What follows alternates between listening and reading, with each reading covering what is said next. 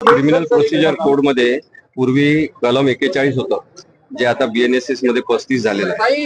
त्याच्यानुसार आरोपीला अटक करायची असेल तर त्याला नोटीस दिली पाहिजे. या मुद्द्यावर आरोपीचे वकील जास्त वेळ युक्तिवाद करत होते. त्यांचं म्हणणं कायद्याच्या दृष्टिकोनातून इतर केसेससाठी बरोबर असू शकते, पण या केसेसमध्ये ते गैरलागू स्वरूपाचं आहे.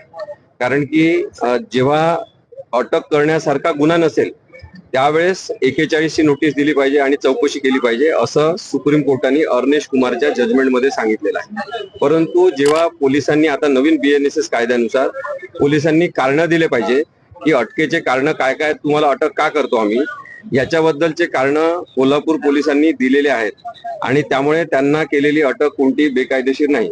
दुसरी गोष्ट, त्यांनी गुन्ह्याच्या तपासामध्ये FIR दाखल झाल्यापासून कोणतंही सहकार्य केलेलं नाही. त्यांच्या म्हणण्यानुसार, म्हणजे आरोपींच्या म्हणण्यानुसार, ते फरार नव्हते, ते सतत हजर होते. या कोर्टामध्ये हजर होते, त्या कोर्टामध्ये हजर होते. म्हणजे काय की वकिलांच्या मार्फत त्यांनी जे अर्ज केले होते याचा अर्थ आपण असा धरायचा की ते हजर होते. आणि दुसरा, त्यांनी एक गोष्ट सांगितली की नागपूरच्या पोलीस स्टेशनला त्यांनी अर्ज दिलेला होता की माझ्या आवाजाचे नमुने कधी घ्यायचे आहे ते सांगा, मी यायला तयार आहे. आणि मग त्यांचं म्हणणं असं आहे की पोलिसांनी आम्हाला बोलवलंच नाही. आता अर्ज कोणी दिला, अर्ज केव्हा दिला, आपल्याला काही माहिती नाही, त्याच्यामुळे मी त्याच्याबद्दल बोलू शकत नाही. परंतु जो आरोपी समोर उपस्थितच नाही, ज्याच्या पत्त्यावर तो नाही आणि तो कुठे आहे माहिती नाही, त्याला पोलिसांनी कुठे बोलवायला जायचं? म्हणजे तो स्वतः मिस्टर इंडिया सारखा गायब झालेला असेल तर त्याला बोलवायचं कसं?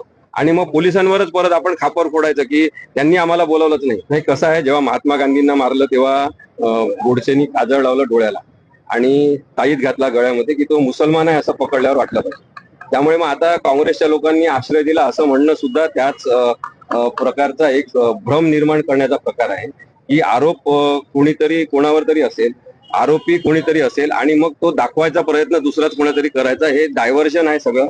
काँग्रेसचे कोणी लोकांनी असं केलं असेल असं माहित नाही मला, पण त्यांनी केलं असेल कोणी तर त्या थातूर मातूर नेत्यांना सुद्धा अटक झाली पाहिजे. मी ठामच आहे की काही वरिष्ठ पोलीस अधिकाऱ्यांशी त्याचं बोलणं होत होतं. नागपूर पासून कोल्हापूर पर्यंत कोण पोलीस अधिकारी, आम्ही कोणाचे नाव घेऊ इच्छित नाही, परंतु मी इथले SP महेंद्र पंडित, त्यानंतर इन्व्हेस्टिगेशन सुरुवातीपासून करणारे झाडे साहेब, जे PI आहेत, त्या सगळ्यांचं खरोखर अभिनंदन करतो आणि हे सांगू इच्छितो की महाराष्ट्रातल्या पोलीस दलामध्ये अनेक चांगले पोलीस आहेत.